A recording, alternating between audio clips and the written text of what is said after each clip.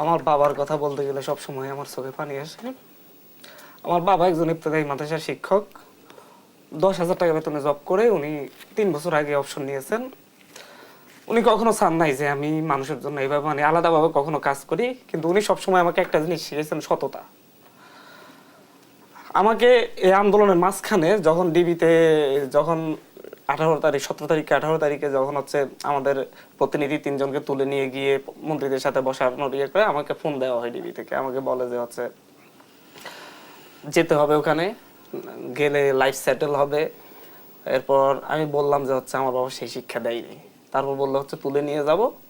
আমি বলছি হচ্ছে নিয়ে গেলে নিয়ে যান। তারপর সেখান থেকে আমি তো আহত হয়েছি, গুলি খেয়েছি আমি 90টা, আমার শরীরে এই সররা গুলি লাগছে। তখন আমি খুব খারাপ অবস্থায়।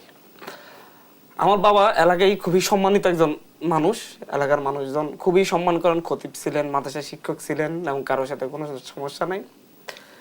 কিন্তু আমাদের এলাকা দ্বীপহাতি, আমি একটা হাতিয়ার দ্বীপের সন্তান, যেখানে মানে হচ্ছে মানুষ প্রত্যেককে ওন করে, দলমত নির্বিশেষে। আমি দেখে এসেছি ছোটবেলা থেকে কে কোন দল করে সেইটা এই হিসাবে কাউকে বিবেচনা করা হয়নি, আমাকেও করা হয়নি। কিন্তু 1 বছর আগে ওখানে ছাত্রলীগের একটা নতুন প্রতিনিধি আসছে, ও বিভিন্ন জায়গায় হামলা টামলা করা শুরু করে। এই আন্দোলনের সময় যখন হচ্ছে আমি সামনে চলে আসি, আমাদের সিনিয়রদেরকে যখন নিয়ে যাওয়া হয়, ওনারা যখন গুম থাকেন, ডিবি অফিসে থাকেন, তখন শুরু হয়েছে হাতিয়াতে এমপির নির্দেশে আমার বাবার উপর মানসিক টর্চার। বাবাকে ডেকে বলতেছে আমাকে যে বাবা বন্ধ করতে আমার সাথে ফ্যামিলির সাথে কন্ট্যাক্ট নেই। 2 দিন আগে কি 3 দিন আগে, যখন মানে হচ্ছে 3 দিন আগে আমাদের বাজারের কয়েকটা এলাকার মানুষ সবাই কৌন করে দলমত নির্বিশেষে, ওই দোকানগুলোকে বন্ধ করে দিয়েছে, যেখানে আমার বাবা গিয়ে বসে, আমাদের সাথে ভালো সম্পর্ক। আমার কিছু ভাই ব্রাদার আছে যারা আমাকে খুব ভালোবাসে। আমি এলাকায় এমনিতেই আগ থেকে খুব একটা ভালো মানুষজনের সাথে মিশে, সবাই আমাকে পছন্দ করে। যখন আমাকে নিয়ে সবাই লেখালেখি করছে, তাদেরকে উপর হামলা করা হয়, ইয়ে করা হয়। বাবাকে মানে দোকানগুলো যখন অফ করে দেওয়া হয়, আমার বাবা কাঁদতেছিল। এরপর যেদিন 1 দফার ঘোষণা দিব আমি, সেদিন আমি বুঝতে পারছি যে হচ্ছে যদি 1 দফার ঘোষণা দিতে হয়, আমার বাবাকে বাড়িতে রাখা যাবে না। আমার বাবা আজকে 65 বছর বয়স, অপশন নিয়েছে।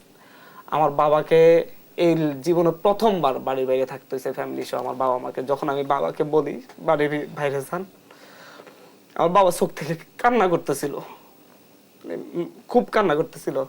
উনি আমি আমার বাড়িতে থাকবো, কে কি করবো, এতদিন কিছু হয়নি, তুমি কি বলতেছো ছিলেন। আজকে যেটা হলো, আমার হাতিয়ার মানুষজন দলমত নির্বিশেষে সবাই, আমি বারবার বলি যে করে, ওনারা আজকে বাড়িতে গিয়ে আমার বাবাকে বাড়িতে ঢুকে দিয়ে এসে রিক্সাতে করে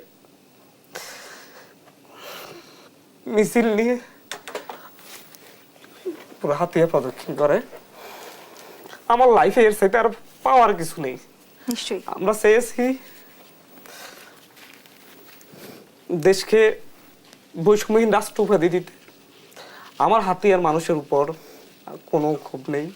হাতিয়ার মানুষজন সবসময় শান্তিপ্রিয়। আমার এলাকার মানুষজন আজকেও সবাই, কেউ কারো ইয়ে করে 2-4 জন যারা ছিল, আমি ওদেরকে বলেছি যে কারো উপর যেন কোনো ধরনের হামলা না হয়, এই নিশ্চয়তা যেন থাকে।